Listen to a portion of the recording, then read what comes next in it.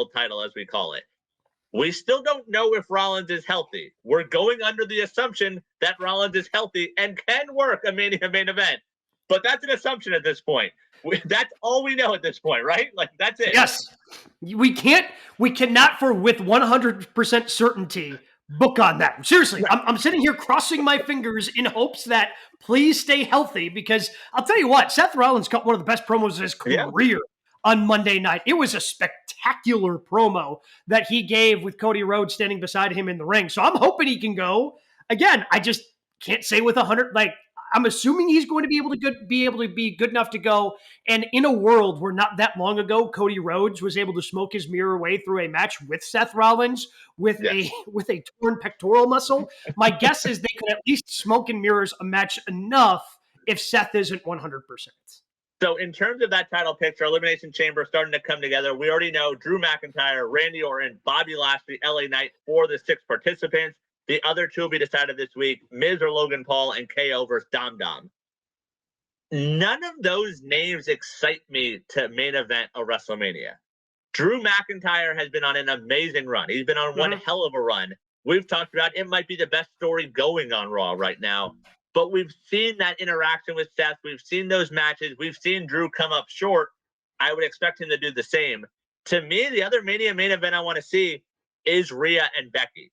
Rhea Ripley deserves some sort of reward for the work she has put in carrying Monday Night Raw, being the face of Monday Night Raw, and doing everything she's done. And that's no knock on Rollins, because he's been that workman also. But those 2, Becky and Rhea, getting a chance to close a WrestleMania, that's well-deserved for both of them. Yeah, so in terms of what they've kind of been lining up, and Becky gave a great promo. Yeah. Again, not shocking. She gave a great promo, again, on Monday Night Raw. So in terms of the ones that seem to be in the hopper, I would say, yes, that should be the other main events. Like, especially because Becky has that. And honestly, I think Becky would be putting Rhea over in that situation. Sure. And I think that would be fantastic for Becky to go into another main event of WrestleMania, put Rhea over, continue to establish her as one of the top stars. And then you really get a build going, I think, for next year, where you could go Rhea versus Bianca Belair, who are kind of that next generation of this women's division.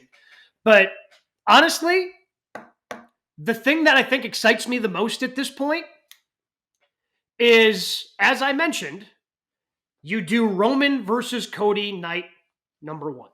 Okay. And night number 2 is Rock versus Cody. Because at this point, the thing that was most exciting, and the guy who continues to step up and I'm not going to miss SmackDown tomorrow night. I can't wait for it, because I want to see what the dynamic is between Roman and Rock. Because as they've pivoted, which I'm a mark. I can raise my hand. I was a mark. I believe I said on this show, in our emergency podcast, that I did not think this was a pivot. There is more than ample of evidence that this is indeed a pivot. I think there was even an interview that The Rock did prior to all of this that just came out today, where he said that the reason he was coming back to WrestleMania is Rock versus Roman, and the biggest match that you could do at WrestleMania. And yeah, look. So, and maybe you end up getting there anyway. But I think after the press conference, and going back and watching the press conference again, and the way that The Rock is the one who stepped up to Hunter and said, "Fix it." Mm-hmm. I think we already know who the head of the table is, and it ain't Roman. Yeah. It's Dwayne. It's The Rock. And after he slapped Cody Rhodes, after he was the one to step up and defend their family's honor, like, I want to see Cody versus Rock more than I want to see Cody versus Roman at this point. So I think you could do something where Cody goes over, ends up winning the championship from Roman in night 1, and then he just goes on and beats Rock in night 2.